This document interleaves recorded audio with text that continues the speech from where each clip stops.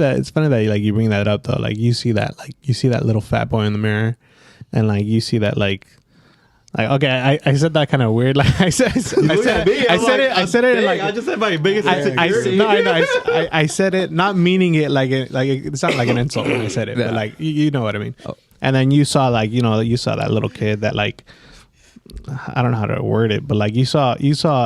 Oh, younger version, like that young person in front of me that was basically like someone that I hate. So you wanted to grow from him. Same thing. Like you saw that kid that was like wasn't learning well, so you wanted to grow out of him. Like for me, it was like I feel like for me, it's like I felt like there was parts in my life when I was younger where I didn't feel like loved or I didn't feel liked. So then I feel like at a certain point, I tried to do or like play a role for people to where they could like me. So I wanted to be likable. So I think that was one thing that I grew up kind of becoming, like wanting to be liked. Like not necessarily like in like a popular way or like anything, but just wanting to like make other people like feel good, make other people feel like they're being listened to. Yeah, being liked. Mm-hmm. And then essentially hoping like, oh, I'd receive the same in return. Mm-hmm.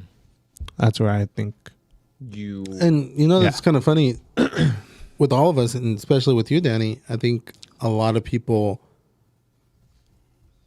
like you drive. So. Yeah, they get driven towards you because of the fact that you're very likable. You're very approachable. Approachable. I was telling Alex this in one of the podcasts that it was just me and him. Mm-hmm. That the way we described you was the salt that brings out the flavor in everybody that we bring in. And that's why a lot of the times when we do a podcast, I always want you there because of the fact that you bring the best out of Alex, and you also bring the sometimes you bring the worst out of Alex. 20 minutes ago, are you done? No, but you also bring the best out of other people, like myself and like Richie Rich.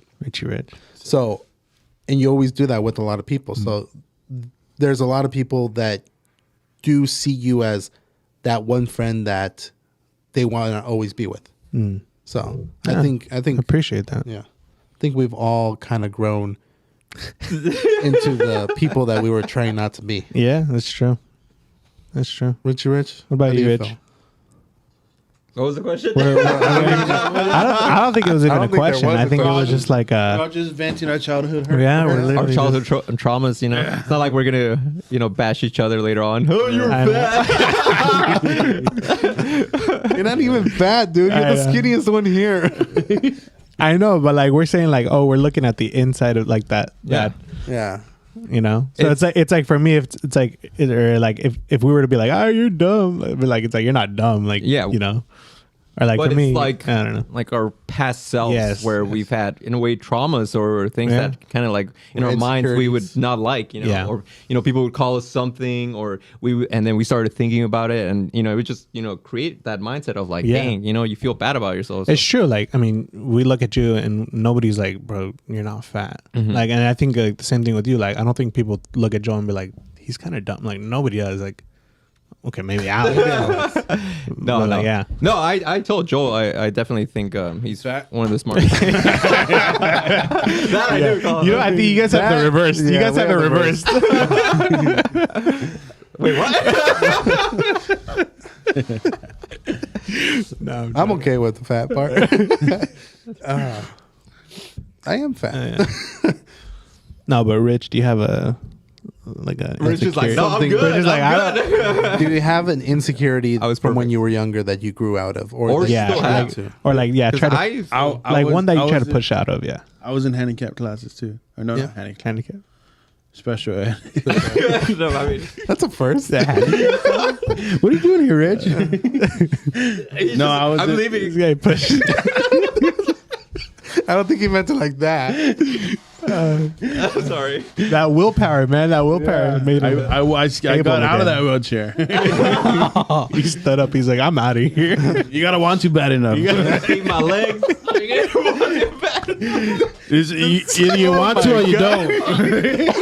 My legs are messed up. Like, you better stand up. Oh man! Now and you believe in it, it'll happen. That's where my argument just fell apart.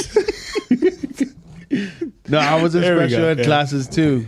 They put me in special ed classes because I couldn't stay still in my seat, and because I would hold my pen like this. Oh, this is okay. Wait, what do you mean? Like that? Instead of like instead of like that? Instead of going like that, I would hold it like that. Yeah, like that. Yeah. Wait, what's wrong with that? Like, you couldn't write? Maybe couldn't. No, because I was writing like this. I couldn't write like this. I had to hold the pencil like this to write. Yeah, but is that bad? Like, because I feel like as long as you can write, put me in special ed class. I would say like as long as you can write like that, like if it's readable or like legible. Like, I don't think maybe it wasn't legible. Assuming it wasn't legible. Like they couldn't read it. And because of that, I was picked on tough. Yeah. You were picked on? Oh yeah. See, that's hard to believe because I'm chubby now. You would pick on people. You were chubby then. You're skinny now. I was skinny then. I'm chubby now. And I was picked on. See, I was always short and fat. I have a picture where I have a little 6-pack. Oh yeah, a little 6-pack. Yeah, nice. No, I was picked on tough because of that, and because I was super dark. They called me burnt brownie. Really? That was over there at Yakima. Yakahoo, yeah. Yakahoo. Yeah, and so it was crazy because every day I would go home and cry because I was picked on tough, and then one day. Oh. So you were being like actually bullied. Like full on bullied. Straight up. Yeah. And then one day I was fed up. I had enough. You took a gun to school. No, okay. Always taking it too far. This is why we say you take it too far. Dude. Always taking it too far. I'm just saying you took it, but you didn't use it. Oh my goodness. What happened? What happened, Rich? I respects. You balled up your fist or no? So yeah, we got off the bus. So it was weird. My school. The bus took us from my school to another school, and then from there they drop people take us home. Yeah, which is weird. Yeah, why not just go straight home? They took us picked up other students. No, maybe it was like drop one us off, and then we would get on another bus, like a transit.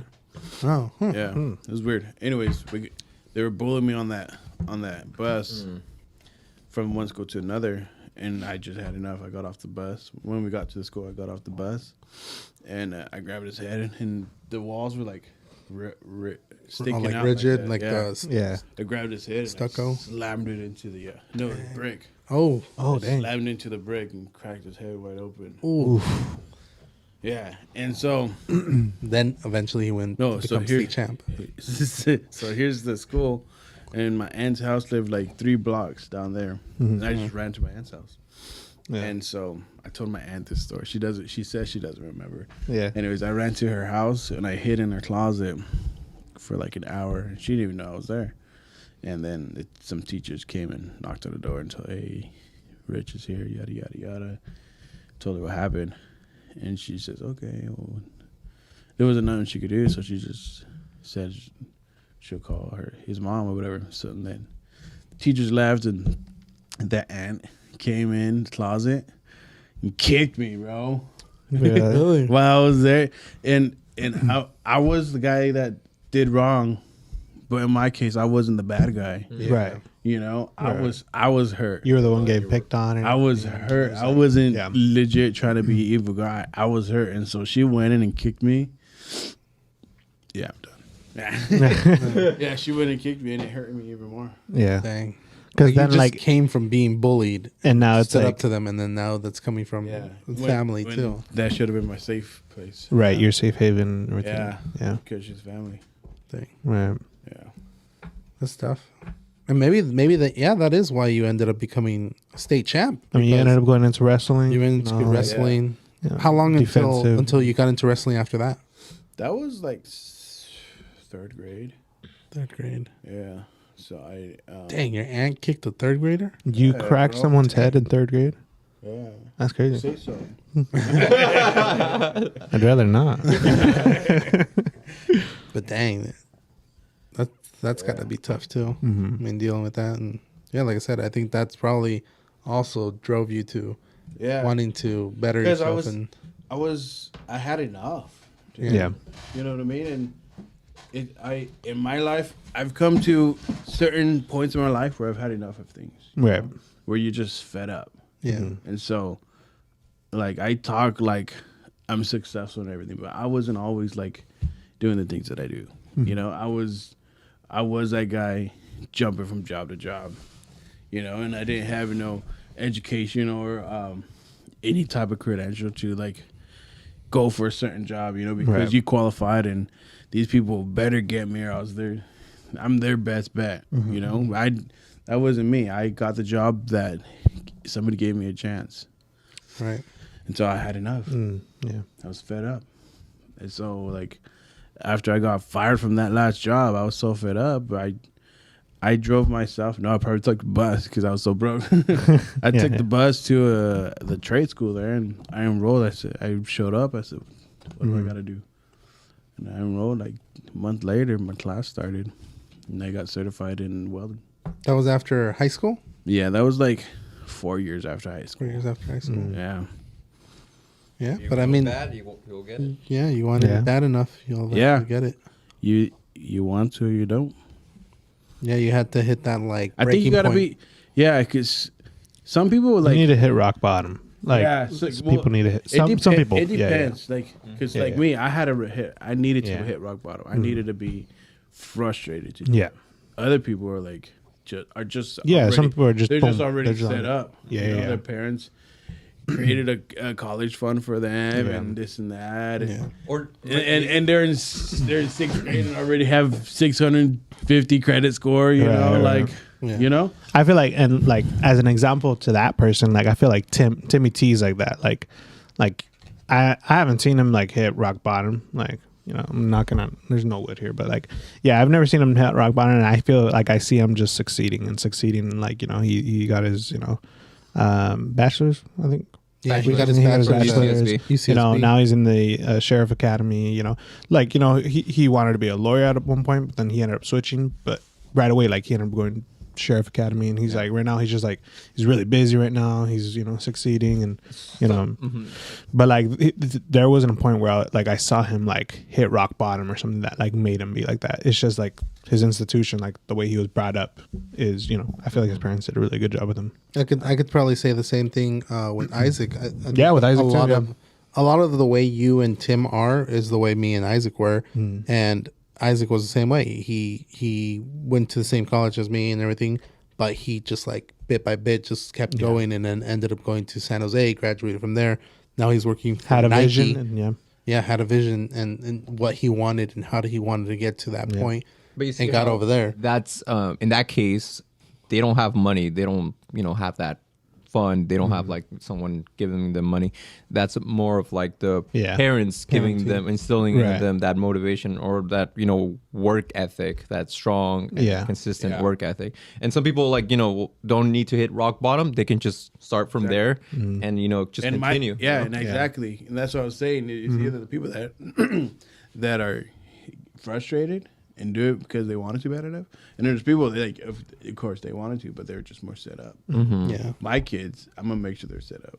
5 bucks in there, you know. That's what I was saying before. Like how like that's like as a father, I think all of us, you know, when we become fathers or like Rich, for example, like that's like one of our goals is like for our kids to be in better situations than we were. You know, have them set up.